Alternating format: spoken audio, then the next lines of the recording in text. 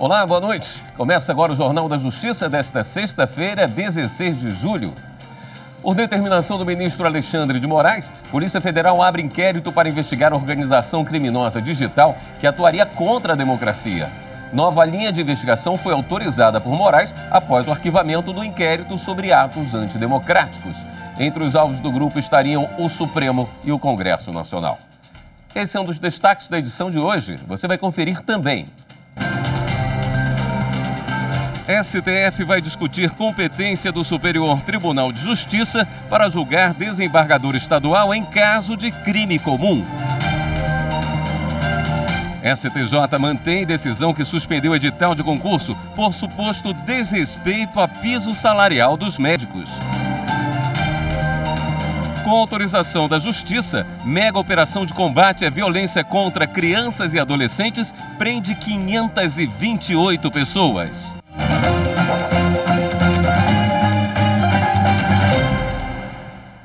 A Polícia Federal informou hoje ao Supremo que abriu inquérito para apurar suposta organização criminosa que atuaria contra a democracia.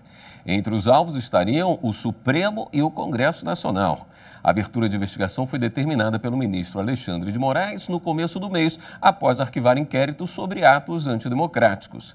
Na decisão, o ministro reforçou a necessidade de prosseguir com a investigação de outros eventos, diante da presença de indícios e provas da existência de organização criminosa com a nítida finalidade de atentar contra a democracia e o Estado de Direito. Segundo o ministro, o material apreendido e analisado revela elementos de uma possível organização de atuação digital com núcleos de produção, publicação, financiamento e político, semelhante aos identificados no inquérito das fake news. A nova investigação tem prazo inicial para ser concluída em 90 dias. O Ministério da Justiça e Segurança Pública realizou hoje em todo o país uma mega operação de combate a crimes de violência contra crianças e adolescentes. A Operação Acalento ocorreu em 1.047 municípios brasileiros. Com a autorização da Justiça, foram cumpridos 528 mandados de prisão e 293 de busca domiciliar.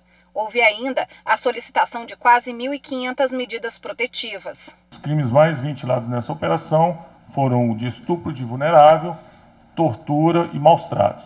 Maus-tratos e estupro de vulnerável foram os que encabeçaram a capturação penal desses flagrantes, desses mandados de prisão.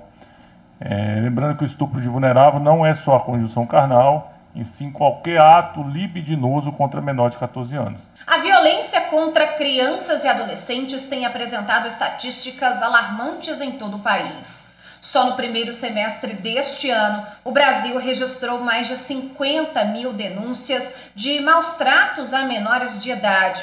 Os dados são do Disque 100, do Ministério da Mulher, da Família e dos Direitos Humanos. Em 81% dos casos, as violações foram praticadas dentro da casa das vítimas. Segundo o levantamento, a mãe aparece como principal violadora, seguido pelo pai, padrasto ou madrasta e outros familiares. Metade dos relatos recebidos pelo Disque 100 foi por denúncias anônimas. O Superior Tribunal de Justiça mantém decisão que suspendeu edital de concurso por suposto desrespeito a piso salarial dos médicos. O presidente do STJ, ministro Humberto Martins, indeferiu o pedido da Prefeitura de Cabedelo, na Paraíba, para permitir a continuidade de um concurso municipal para a contratação de médicos no serviço público. De acordo com o ministro, a decisão que suspendeu o edital do processo seletivo não afeta a ordem, a saúde, a segurança ou a economia públicas, situações que poderiam justificar a interferência do tribunal. Depois da publicação do edital, o Sindicato dos Médicos da Paraíba ingressou com a ação questionando o valor do salário para os médicos, de R$ 1.401,43. Segundo o sindicato, esse valor não respeita o piso salarial da categoria, nem as regras dispostas na Lei 3.999 de 1961. Em primeira instância, foi concedida a liminar para suspender o edital e o Tribunal de Justiça da Paraíba manteve a decisão. A Prefeitura de Cabedelo apresentou então um pedido de suspensão ao STJ, onde alegou que as contratações são urgentes e que a suspensão do edital gera diversos problemas para a administração. O ministro Humberto Martins destacou que o município não comprovou a lesão alegada com a suspensão do edital de concurso e explicou que, ao final do julgamento na Justiça Estadual, caso seja reconhecida a legalidade do edital, o concurso vai continuar, o que demonstra que não há nenhum risco de dano irreversível se não for acolhido o pedido da presente suspensão. O Supremo vai decidir se o Superior Tribunal de Justiça é competente para julgar desembargador de Tribunal de Justiça por crime comum sem relação com o cargo ocupado. O Ministério Público Federal questiona a decisão do STJ, que reconheceu sua competência originária para analisar a ação penal em que o magistrado do Tribunal de Justiça do Paraná foi denunciado por lesões corporais. Segundo o MPF, o Supremo limitou o foro por prerrogativa de função dos parlamentares aos crimes cometidos no exercício da atividade. Esse entendimento, segundo o recurso, foi estendido pela primeira turma a qualquer cargo com previsão de foro especial dos 3 poderes. Para o denunciado, a análise da ação por um juiz de instância inferior contraria a independência do judiciário. A discussão no STF consiste em saber se cabe ao STJ processar e julgar desembargador por crime comum, ainda que sem relação com o cargo. Os interessados em participar da audiência pública sobre a Política Nacional de Educação Especial no Supremo têm até a próxima segunda-feira, 19 de julho, para se inscrever. A audiência, que será no dia 24 de agosto, foi convocada pelo ministro Dias Toffoli para discutir o impacto do decreto federal com especialistas e representantes do poder público e da sociedade civil. As inscrições podem ser feitas pelo e-mail pnee@stf.jus.br.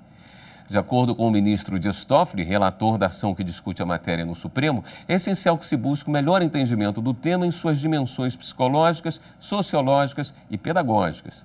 Ao convocar o debate, o ministro ressaltou que a questão tem relevância jurídica e social e interesse público, pois aborda o tema da Constituição do Direito à Não Discriminação, que contempla o paradigma da educação inclusiva. E veja a seguir, o ministro Alexandre de Moraes determina que o deputado Daniel Silveira adeque em número de testemunhas em ação penal. Voltamos já.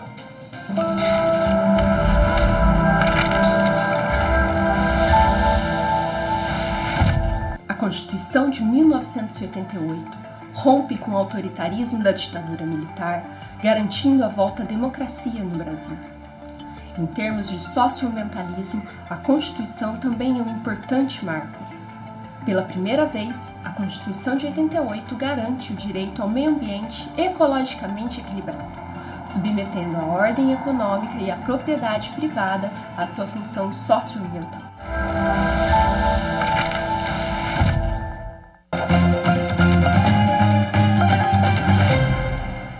Termina na próxima segunda-feira, dia 19, o prazo para as inscrições para a escolha de 2 novos conselheiros do Conselho Nacional de Justiça. As vagas são para desembargador de Tribunal de Justiça e juiz estadual. Os selecionados vão substituir os atuais conselheiros Luiz Fernando Tomasi Keppen e Mário Guerreiro, que encerram os mandatos em novembro. Os magistrados de primeiro e segundo graus interessados em ocupar uma das vagas devem se inscrever pelo site stf.jus.br/vaga-CNJ.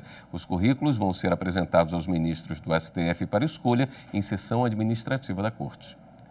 O Tribunal Regional Federal da Primeira Região, que atende 14 estados e o Distrito Federal, acaba de aderir à plataforma digital do Judiciário. O projeto faz parte do programa Justiça 4.0, iniciativa do Conselho Nacional de Justiça.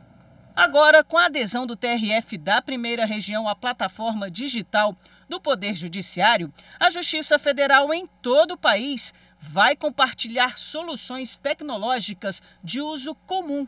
A intenção é evitar gastos com novos programas e aplicativos já utilizados por diversos órgãos do Poder Judiciário e que ficarão disponíveis nessa plataforma. Segundo o presidente do Conselho Nacional de Justiça, ministro Luiz Fux, a plataforma moderniza o processo judicial eletrônico por meio de um sistema multisserviço que permite adequações de acordo com as necessidades. Instituída por uma resolução do CNJ de 2020, a implantação da plataforma digital do Judiciário brasileiro vai promover uma identidade única do Judiciário em termos de desenvolvimento e uso de tecnologias. O projeto faz parte das ações do programa Justiça 4.0, que vai viabilizar o acesso à justiça por meio de ações que empregam novas tecnologias e inteligência artificial. O programa integra projetos e produtos aos 5 eixos da gestão do ministro Fux e também a Estratégia Nacional do Poder Judiciário 2021-2026. Tomou posse hoje no Tribunal Regional Federal da Primeira Região em Brasília o desembargador federal Rafael Soares. Ele vai integrar a 2ª turma do tribunal. Rafael Paulo Soares Pinto tomou posse no plenário do TRF da Primeira Região em Brasília. A cerimônia contou com a presença de dirigentes, membros da corte e convidados, presencialmente e pela internet. A ocupação de lugares no plenário foi restrita e obedeceu a protocolos sanitários. O presidente do TRF1, Ítalo Fioravante Sabo Mendes, deu boas-vindas ao novo integrante do maior TRF do país. O tribunal, doutor Rafael, sente-se extremamente honrado em contar com Vossa Excelência em uma das cadeiras deste plenário. Desejo que a Vossa Excelência todas as bênçãos de Deus e que Vossa Excelência, ao longo de toda a sua trajetória, possa abrilhantar cada vez mais a jurisdição. Então, juiz federal titular na 25ª Vara Federal de Brasília, Rafael Paulo foi promovido pelo critério de merecimento e assume a vaga decorrente da aposentadoria do desembargador federal Francisco Neves da Cunha. O novo desembargador foi nomeado pelo presidente da República no último dia 16 de junho, após liderar lista tríplice formulada pelo tribunal. Rafael é natural do Rio de Janeiro e formou-se em Direito pela Universidade de Brasília, onde se especializou em Direito Público.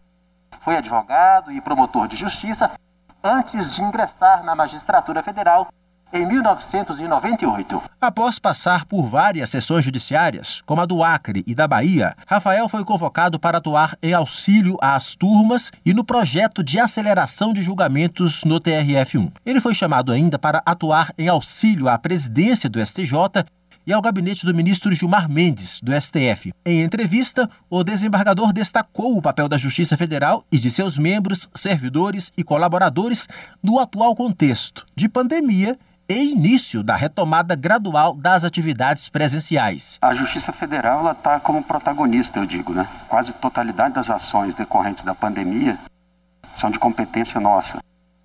Nós vemos a questão do auxílio emergencial, né?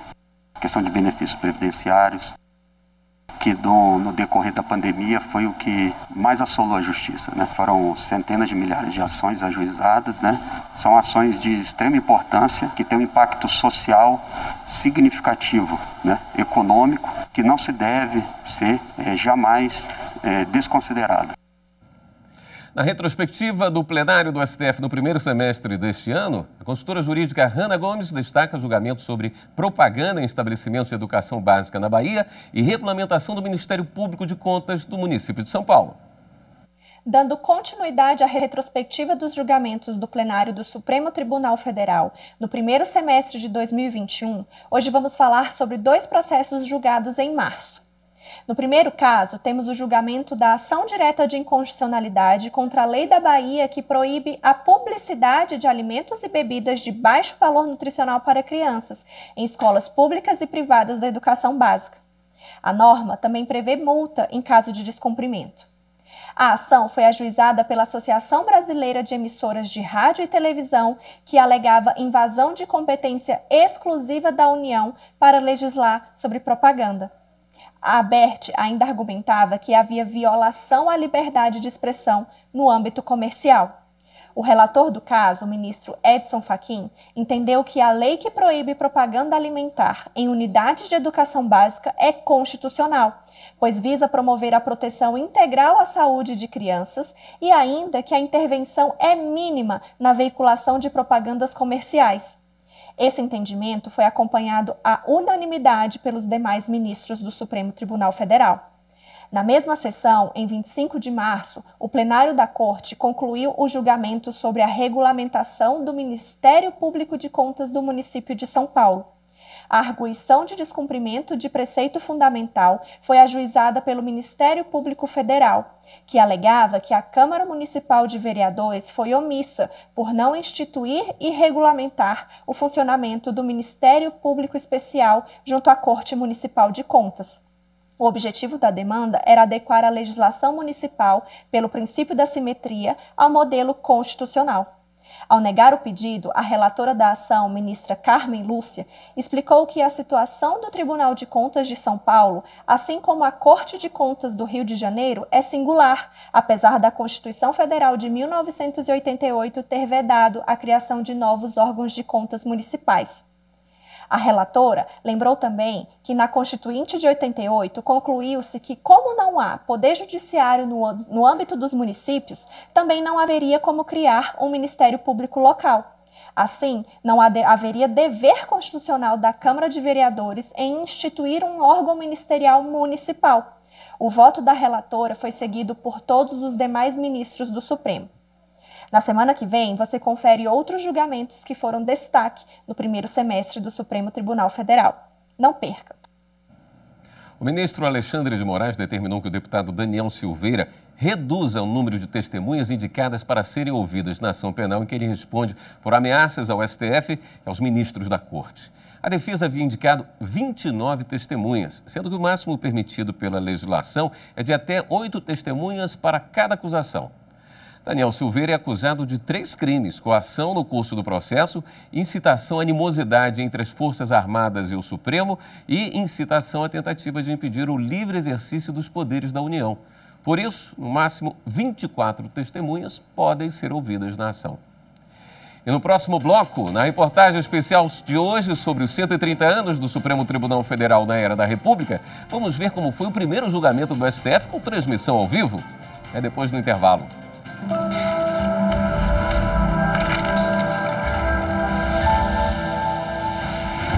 A Constituição, como lei fundamental do Estado, é de extrema importância para todos, pois além de definir os fundamentos e os objetivos da República, ela funciona como uma espécie de certificado de garantia para que o cidadão possa se valer de direitos fundamentais, como o direito à vida, o direito à igualdade e o direito de liberdade.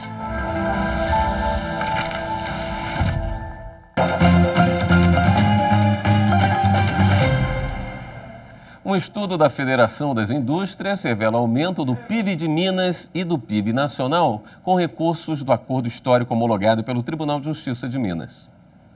O estudo da FIENG aponta que o Produto Interno Bruto do Estado, soma de bens e serviços, deve crescer quase 2%, com recursos do acordo para reparar danos do rompimento da barragem de Brumadinho.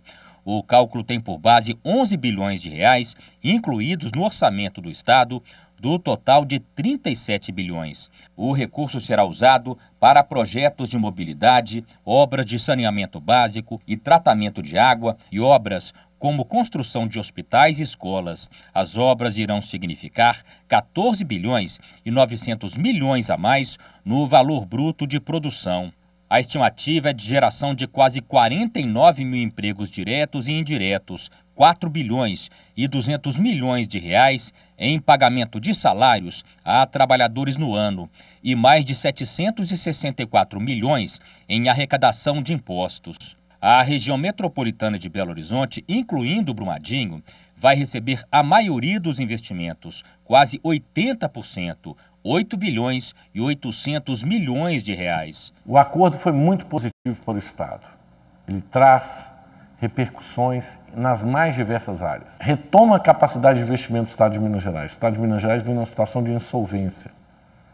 E com esses recursos do acordo, vários investimentos estão sendo represados. Alguns por décadas poderão ser feitos na infraestrutura do Estado, portanto, na prestação de serviço para a população.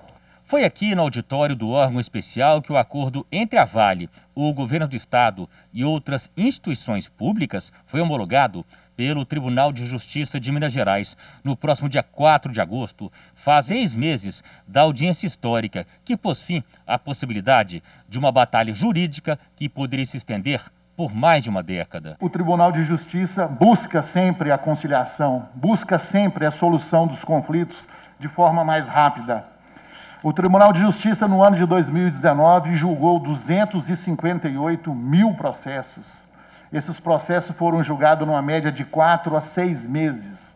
Então, o Poder Judiciário busca dar solução rápida aos litígios. Foram realizadas 6 tentativas de acordo, além de reuniões preparatórias entre as partes. O Sejusc vai estar sempre à disposição de todos para mediação. A terceira vice-presidência foi criada porque o Tribunal de Justiça é o segundo maior do país. Então era necessário especializar temáticas. O rompimento da barragem da mina do Córrego do Feijão em Brumadinho, em 25 de janeiro de 2019, provocou a morte de 259 pessoas e 11 desaparecidos. Os rejeitos ocupavam uma área de 259 mil metros quadrados e mais de 11 milhões de metros cúbicos. Para o presidente Gilson Lemes, o maior acordo da história do Brasil em termos de fixação de compensação e reparação socioambiental serve de paradigma para outros casos que podem ser solucionados por meio da mediação e conciliação de forma neutra e imparcial. O Poder Judiciário, que é a última trincheira do cidadão, mostra que veio, mostra que está a postos para distribuir justiça, para entregar a prestação jurisdicional. O Supremo Tribunal Federal é a única corte constitucional no mundo que transmite ao vivo as sessões de julgamento.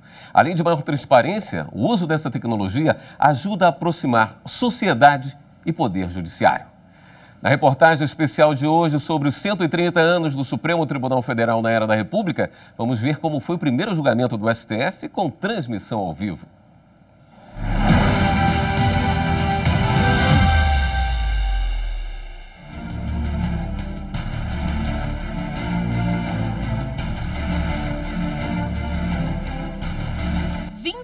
De setembro de 1992, o dia em que, pela primeira vez, uma sessão de julgamento do Supremo Tribunal Federal foi transmitida ao vivo pela televisão. O caso em questão era de intenso interesse dos brasileiros. O país vivia um momento histórico. Milhares de pessoas se mobilizavam nas ruas para pedir o impeachment do então presidente da República, Fernando Collor de Mello.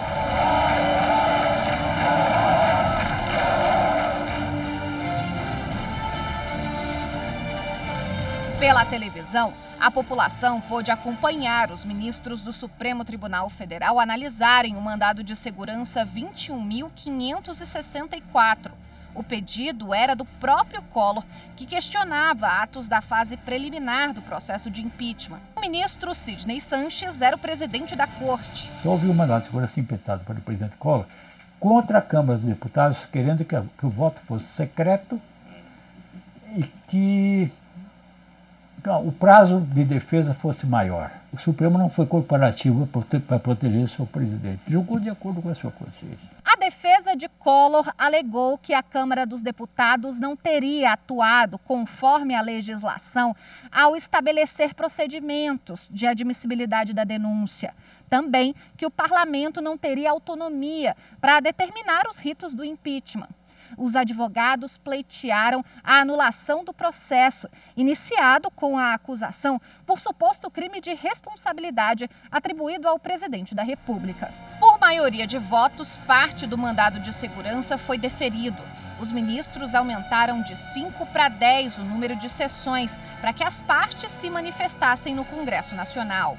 Também foi mantida a decisão que estabeleceu o voto aberto e nominal na sessão que decidiria pelo impeachment. Para o doutor em Direito, Bruno Galindo, a atuação do Supremo Tribunal Federal foi técnica e adequada. No geral, o Supremo agiu quando tinha de agir, recuou quando tinha de recuar, ou seja, no sentido de permitir que os poderes funcionassem, de modo que é uma decisão que lembra bem aquele equilíbrio da balança da justiça, uma decisão que teve, digamos assim, que o Supremo mostrou ali naquele momento uma compreensão do seu papel, não se omitiu, mas também não agiu para além daquilo que se esperava de uma instituição como o Supremo Tribunal Federal. O jornalista Márcio Chaer acompanhou o julgamento do mandado de segurança no STF.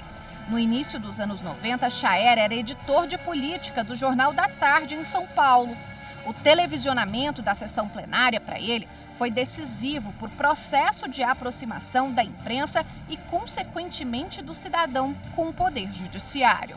É a partir deste momento que os jornais começam a designar profissionais para cuidar especificamente de judiciário, especificamente do Supremo Tribunal Federal. O Supremo passa a ser mais cobrado, ele passa a ter que responder mais prontamente às demandas do país e tem que fazer isso com mais objetividade.